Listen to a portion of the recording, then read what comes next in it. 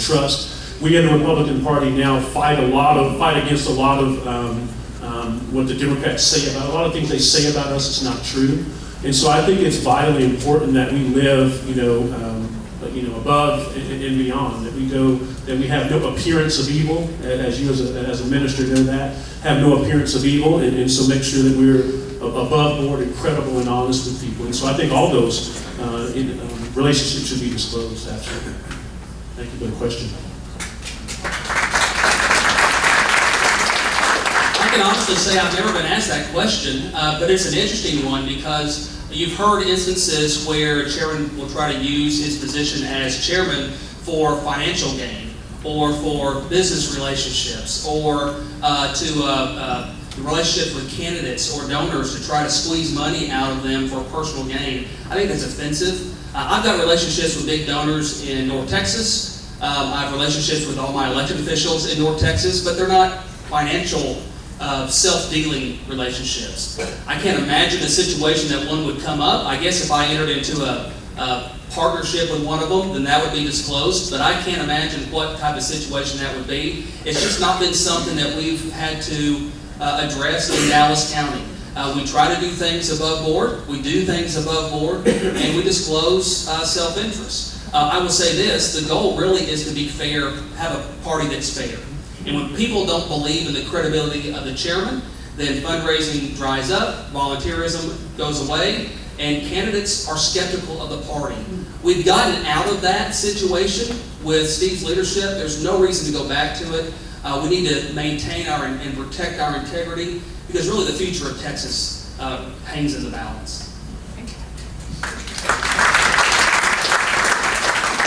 As you'll see in my bio statement that's in the handout, I just finished serving nearly 9 years as a member of the board that runs the prison system, $3.3 billion agency, 37,000 employees, 22,000 volunteers. As part of being on that board, the Texas Ethics Commission requires that I had to file a personal financial statement every year. They are laborious, they take a lot of time. You disclose every ownership financial structure you have with everything to make up even real estate and everything else. I will tell you that the Republican Party chairman is required to file it's called a PFS, and that continuation, if anything, it would be a reason not to run is because they're such a pain, not because disclosure isn't so important, because they are very, very time consuming. The chairman has to file that. With respect to the question that was posed, I'm not sure what that avenue looks like because it's never been done before in terms of saying, explain all these relationships. I think it's absolutely imperative that the Republican Party chairman and the party itself be totally transparent in everything.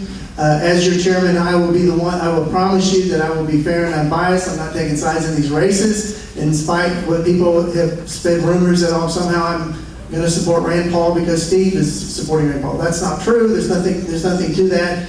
I would just tell you, I will be accountable if somebody feels like I'm doing something improper. Bring it to my attention, and I will talk through it. If it's wrong, I promise you, I will stop, and then I will disclose it if I've done something that's portrayed as being improper.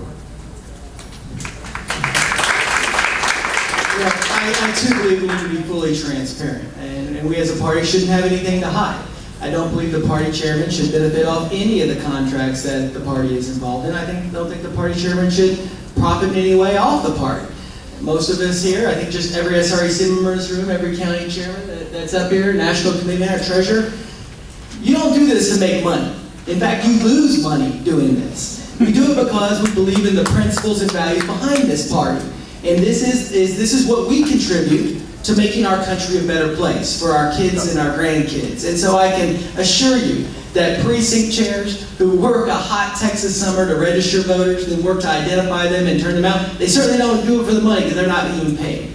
And I believe that everybody at this table is doing it because they want to make a difference in this state and in this country. And so we've got to be fully transparent. And I think what you find, folks who sign up to be a precinct chair, SREC member, run for party chair at the county or at the state level, are doing it because they believe in the cause, not because they don't make any money.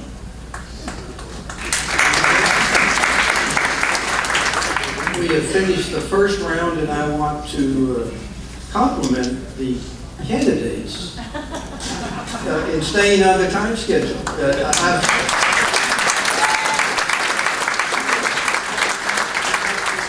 They are respective of your time, and I think that's important. I've done this, as I said, 40 years, and it's rare that we don't have to hold the chain on somebody. I didn't bring my cattle prod today, but we'll go against Jennifer Hall. Next question. We're going to order this. I didn't set these up. It's a Jared, and then Tom, Wade, and then Robin. With the legislature in session, what steps would you take as chair to promote adoption of our platform principles, and how involved will you be in the legislative process? Well, Is this on? Okay. I think the party chair needs to be very involved in the legislative process and consistent with the party platform. And so there's a reason our party platform addresses specific pieces of legislation. For instance, if you look at page 40 in that resolution revolving constitutional carry, we need to be on the ground right now in Austin working with our legislators to make sure that this fine piece of legislation doesn't die on the vine. We need to be taking our platform, and every time we address certain pieces of legislation or issues that are pertinent or related to that legislative session, we need to engage. We need to engage because we're not here just to throw a nice little party. Get a group of folks together, enjoy some sandwiches and drinks and talk party politics. No, we are here to make a difference. And we make a difference by engaging our elected officials on the issue of the day. We make a difference by holding our elected officials accountable on the issues of the day. And so that means the party chairman, who is the spokesperson for the delegates and the grassroots folks that elect him or her, has the opportunity that they don't have. You have the opportunity to meet with the governor, the lieutenant governor, to get in those senators' offices and those state representatives' offices and be the voice of those people that created that platform, to do what they've asked you to do. And so we have to be proactive and aggressive in pushing our platform agenda through the legislative session.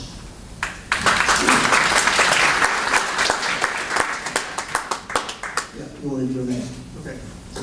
I think this is a outstanding question, because I think for many, many years what's happened is we do a platform, we hand it off in the legislature. Well, most of them don't ever read it, we know that. But the other problem is that they don't act on it. And maybe they do sometimes, and maybe they don't. I think that the RPT should be a lobby for the delegates of the state convention. It's very, very important. Challenge, 40 pages. How do you lobby for 40 pages of positions? That becomes a problem. So what have we done so far in the RPT? In the December meeting, the SREC set out a list of priorities that directed the RPC staff to say that these are the issues that we want you to work on. In other words, these are the most important ones. Reduce the Rose-Blocker bill to 60%, constitutional carry, move the public integrity unit, school choice, reduce taxes, ending Obamacare, protect our constitutional freedoms. So that's the marching orders. The SREC is the one that says, of all those issues that are out there, these are the ones that are most important, get it done. And I think that the RPT staff, according to the direction of the SREC, has got to take those marching orders and to say, we will do what we can to get those passed. There are varying degrees that can be done. Sometimes you nudge, sometimes you use a carrot, sometimes you use a stick. You do what you have to make sure that we are doing everything we can to represent the delegates of the state convention.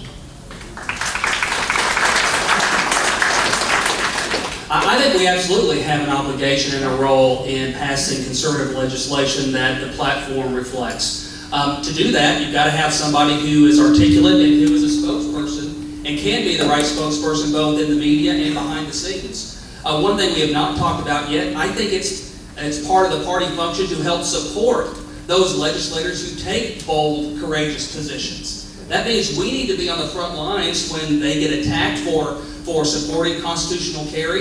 If they get attacked for upholding our values, the county chairmen and the state party needs to be there defending our legislators and providing cover for them. I mean, after all, we've elected them, and when they do the right thing, it needs to be encouraged. The SREC has created a list of priorities. I'm all for that, and I think the chairman should advocate for them, not just in asking for legislation to be passed, but also defending our elected officials when they take courageous positions. That's something we can do both through social media, when you do it on TV and in print, but you gotta have a state party chairman who understands how to use the media for those purposes. We've done it in Dallas County, whether we're defending our state legislators, and we have 6 or so of them. We've got to be on the front lines providing that barrier. We have to be in the media defending our folks, because otherwise the liberal media is going to tell their side of the story. It's time we told ours. Yeah. I think it's a vital role for the state party chairman to be involved in legislative issues that the SRAC has given him authorization to be involved with. Also, like we talked about earlier, those local issues as well that are vital to advancing a conservative agenda in our state. I think it's extremely important for the state party chairman to be involved with that. And so, and I would certainly encourage that. I will tell you that there was an issue a while back when I was vice chairman that we got the HPV vaccine. And we were very much in opposition to that, to mandate that people get, that young girls get the HPV vaccine. As a physician, I was offended by that. The American Academy of Pediatrics hadn't recommended that. And so, as state party chair and vice chair at the time, we actually sent a letter out in opposition to that. And I will tell you that it had a huge impact. I believe that the former governor actually reversed course on that, and we were able to really save him a lot of headache later. And so, in addition to playing a role in defending the activists and defending the grassroots and conservatism and what you all believe, what it also does is it helps our elected officials to stand strong on those issues as well, and to understand when to back off, when the activists are not behind them. I think it's very important to do that for that reason, because we can actually protect our elected officials as well when they're a little bit off the reservation. Maybe they're getting some bad advice from someone. And so, very important that we do that, and I think it's something that we've done, something that we'll continue to do. Thanks.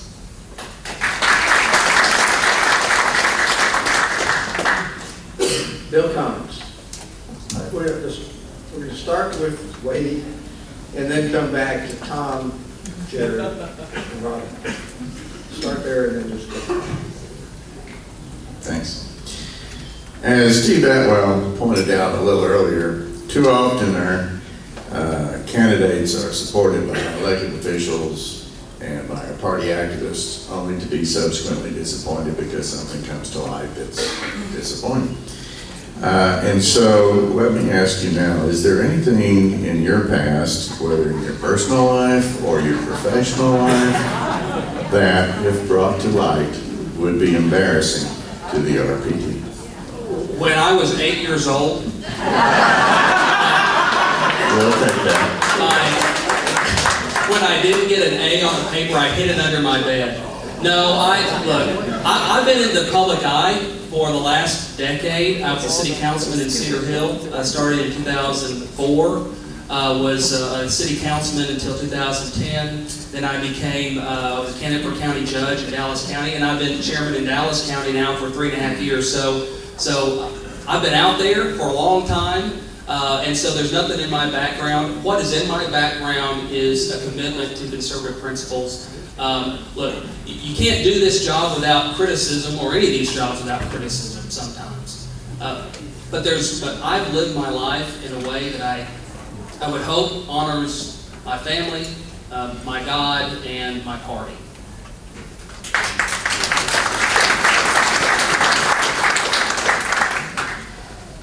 I will tell you that I've been involved in politics, Republican Party politics, for 30 years, and have lived under that microscope during that entire time, and I've taken some very, very strong positions, especially on the pro-life position, and a lot of people were very angry, and they were looking for reasons to attack me.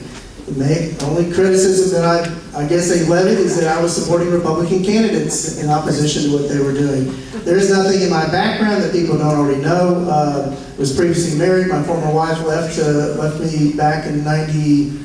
I guess we divorced in 97. She said she chose a different life and thought she deserved it. And 3 kids stayed with me, and 1 went with her. I'm grateful that my current wife, we've been married for 16 years. She's here. She can raise her hand.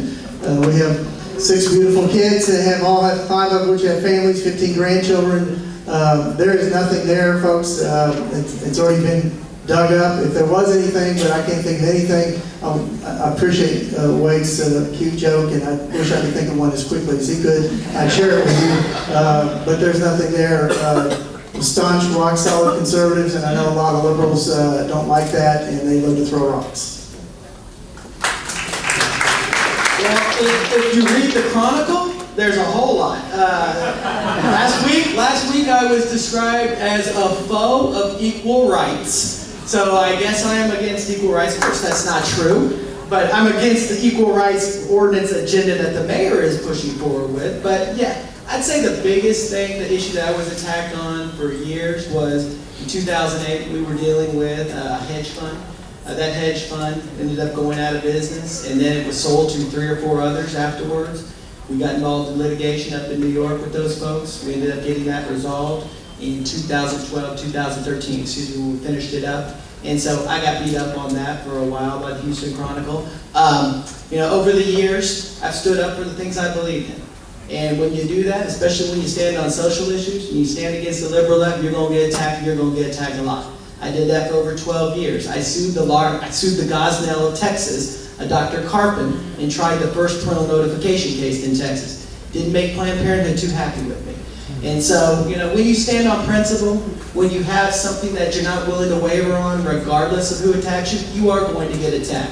And I'll bet you every single person in this room, at some time in your life, has been attacked because of your underlying core foundation and beliefs. And that's not something I'm going to compromise on. And recently, they went after my family last week. And to me, that was challenging because they didn't sign up for it, I did. But that's what the left will do. They will do everything they can to tear you down, but I'm not going to back down. I'm not going to bend, and I'm not going to bow. So, no, there's not anything in my background that I can remember or know of. I can't think of anything off the top of my head. I'll tell you, I had a meeting with Tom DeLay one time, and I was talking about, why is that funny? That wasn't going to be a joke. So I met with Tom DeLay once, and he said, Robin, because when I was running for party office, he said, Robin, are you ready? Are you ready for the attack? Because it's going to come at you mercilessly. Because he says, as an African-American conservative, he says that you are going to be attacked, you're going to be belittled, you're going to be maligned, they're going to lie about you, they're going to say all sorts of things about you because you're going to be a threat to what they believe. And so Tom DeLay told me that, and I came from someone who has been attacked and maligned and lied about and prosecuted, and they've tried to put him in jail. And so I'll tell you, and I took that to heart. So I'll tell you, there is nothing in my background, there's nothing in my background that I, would embarrass the party. I'm very fortunate to have lived very honorably, and I'm really blessed to have had that. I've been married for 17 years. I have 4 sons, and so it's been an honor to serve the party. I've been out there. I'm a national committee man now. I've taken bold stands on hardline with Chris Matthews, where I've defended marriage, and so I've taken those hard stances. And I'll tell you, if there's something in my background, they certainly would have found it by now. So.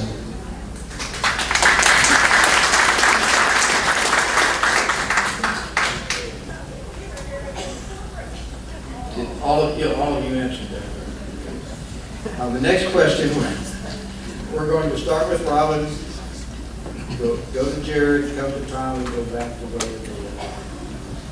Julie. Okay. We have many factions within the party: moderates, conservatives, Tea Party groups, liberty groups, evangelicals, etc. You're all familiar with them. The number one concern I've heard from the grassroots is that they want to make sure all factions will have equal voice and that the party is run from the bottom up, not the top down. Very important. How will you intervene when biases are in play, and how will you encourage party unity? I'll tell you, that's a great question, a very important question. I've never made any apology for how I stand on issues. I just don't. But I do believe that every voice should be heard. And so I have actually been able I believe, the unity candidate here because I've been elected by this convention twice, running on my own. And so the convention has elected me. I am the bold choice and also the safe choice. A bold choice because I'd be the first African American since Reconstruction to be chairman of the party. Also, probably the first position as well. Also the safe choice because I've been elected by your delegates twice already. And so I believe that unity is vital. I've been elected by I've gotten votes from all of those different groups in the past at conventions. And so, I've been able to work with people. I think just having a respect for people, listening to people, everybody brings something to the table. You know, we are a party, I believe in the Reagan principle that, you know, look, if we agree on 80% of issues and we disagree on 20% of issues, we're not going to discard you because we disagree on the 20% of issues. And that's what I said on Chris Matthews' show. You know, I said that, it kind of irritated him because he was trying to find a division between us. But I'll tell you, if we agree on 80% of issues, then we can work together. We want those people voting Republican, we need them to vote Republican, but I have been able to do that without compromising what I believe at all. And so it's been great for me, and I think you just stand firmly on those issues and don't compromise, and people respect you.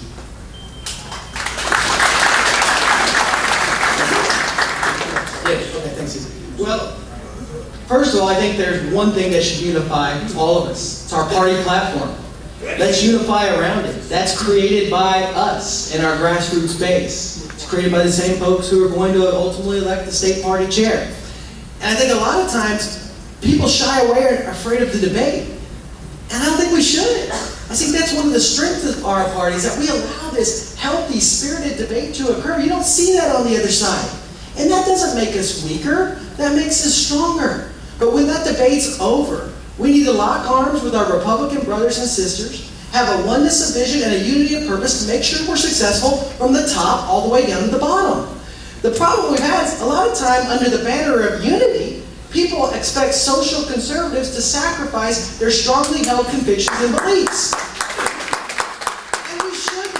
And that's the concern I have. When people use the term unity, they usually mean if you believe life is sacred from conception to death, if you believe the border should be secure, if you believe that marriage is a relationship between one man and one woman, just be quiet about it. Put it in the closet or at the back of the bus. But we should be proud of those positions. We should be bold in our positions on those issues, and we should take those issues to communities all across the state and all across this country, because that's how we're going to be the majority party in 2014 and beyond, for standing on principles and values and not running from them and not being ashamed of them.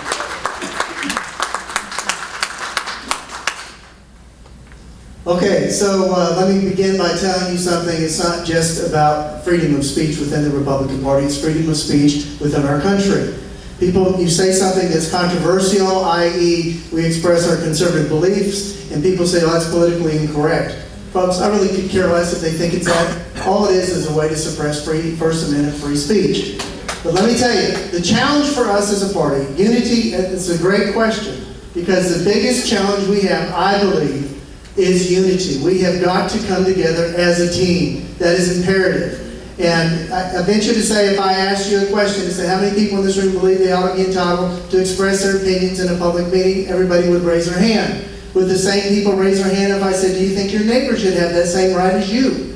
That's what the chairman has to do. He has to stand up to make sure the playing ground is level. As your state chairman, that's exactly what I'll do. Whenever I chaired the platform committee, I had a member who said, I've got a position, I know the rest of the committee may not think it's the same as what they want to do. I said, that's all right, I'm going to call on you and let you make that motion. He did make the motion, and it didn't pass, but at the end of the debate, I asked him after the whole thing was over, on that Thursday night when the meeting had been called, when it had been recessed, it had been adjourned, I went up to him and said, my only question for you is, were you treated fairly? That's what I want to know as your chairman for this committee. He says, yes, I was treated fairly. That's what the chairman of the state party has to do, is treat everybody the same, treat them fairly, give them the same right to speak.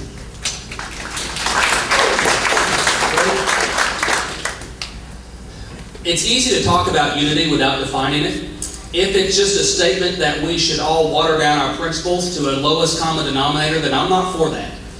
I think the Republican Party is strongest when we have people who stand on their principles and they all get to come to the table and talk about those issues. Whether you're a social conservative and believe as I do in pro-life, traditional marriage, or whether you don't. Maybe you're a Tea Party Republican and care more about the economic issues. You have a seat at the table too. Or maybe you're a libertarian or a liberty Republican and you care more about the scope of government. You have a seat at the table. Our party is strongest when we have different perspectives, when everyone gets to stand on their values and say what's on their mind. One of the great things that Stephen Ascari has done as state party chairman is to keep everyone engaged and be a fair broker of the process. You can ask what our personal opinions are on various issues, but the reality is the one issue that should matter most is how fairly will the chairman run the meeting, regardless of whether he agrees with the outcome or not. I've had to do that in Dallas County. We have a lot of different groups, a lot of different constituencies. Some of them are here tonight. I think they support me for state chair. Whether it's young folks, Tea Party groups, Liberty groups, social conservatives like me, we all have a seat at the table, and it's incumbent upon the chairman to protect that right.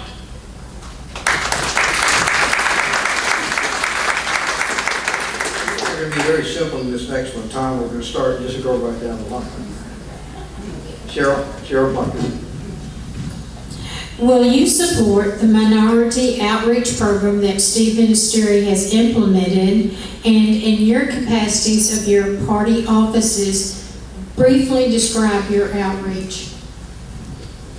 Okay, one of our, folks, if you look at the dynamics of the way that the population in Texas is going, the white population is going into the minority. Steve Ministeri has done an exceptional job of articulating that, and so much so he's able to convince the RNC to contribute $43,000 a month to the victory effort.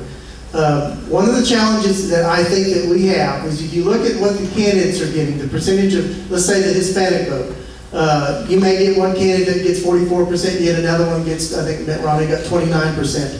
I think it is imperative that the Republican Party, we don't actually call it minority outreach, I think we call it minority engagement today, that we continue to build that relationship. One of the ways we do that, I've got this card here, you probably have seen these. These are platform comparison ads. There's a lot of people who claim that they're Democrats. They're not Democrats. They're social conservatives, they're fiscal conservatives. Guess what? We're the conservative party. They're Republicans. And we have got to help build that base, reach into that community, and communicate with them and say, this is who we are, this is what we stand for. And I believe that in the process of doing that, more and more people will vote. I mean, sometimes they vote for, they'll say, I vote for the man, but I'm a Democrat. Well, really, what we need to convince them to do is realize you're a Republican, and you should be voting for the Republican every time. So. Well, first and foremost, we have to go. Our message won't be communicated if we're not there. And I believe for too long we have allowed the Democrats to create this wall separating us, the Republican Party, from like-minded Hispanic, like-minded African Americans, like-minded Asians. Well, that wall's got to come down. And if we have to go over it, we go over it. We have to go under it, we have to go under it. We'll go straight through it if we have to, but we have to go. If you look at the Hispanic community, Hispanic values are Republican values are Hispanic values, but we are not telling them what we believe in. We need to rally around the issues that define us as our party, that you find in our party platform. For instance, when we're fighting this mayor in Houston, it's not just Republican activists, it's not just white men like myself. It's African American pastors, Hispanic pastors, Asian pastors, all rallying around an issue. And this issue is opposition to a mayor that is pushing a very liberal, radical agenda upon our city. When we go to these press conferences and all these pastors of many different backgrounds are standing there, and all these activists of many different backgrounds are standing there, and they see Republican elected officials standing with them, and they look to the other side, and they see the opposition being led by every single Democrat in Harris County, and conspicuously absent from our side is one, not even one Democrat elected official. Eyes are opening and ears are hearing for the first time our message. And when we focus on issues, and when we go into these communities, we do change hearts, and we do it one person at a time, and that's how we're going to grow our party.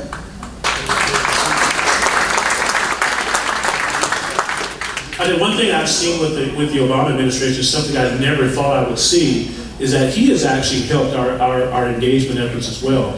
At the Republican National Committee, he really has. At the Republican National Committee, we had the Church of God in Christ, which is the largest African American denomination. They actually sponsored a reception at our meeting in Memphis, because what they're saying is they're looking at what's happening with the administration, and they're saying, listen, the promises that were made were not kept to our community. And so what they're saying now is that, and they're not satisfied, they're saying we've had an African American president, we're going to have one for 8 years, and he has not delivered anything for us. And so they're frustrated as well. I never thought I'd see that, but that's what's happening. We have a great opportunity to expand our engagement now.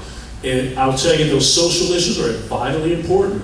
I had a lady come up to me when I was taking care of her in the hospital, And she said, you know, you're a Republican, aren't you? And she was real disappointed with me. She's an African-American lady. And so I said, yes, I am. And I talked to her about two issues, the abortion issue, pro-life issue, and the gay marriage issue, about how marriage is between one man and one woman. That's what we believe. She says, oh, she conceded that she agreed with me on those issues. I said, well, you're a Republican too, man. We have a lot of issues in common with those communities. We just have to take those messages and those issues to them. And I'll tell you, it's a great opportunity to do that now. We've been doing that for a while, and we'll continue to do that. Thank you. So it's one thing to say we need to reach out to the minority communities, African American, Hispanic,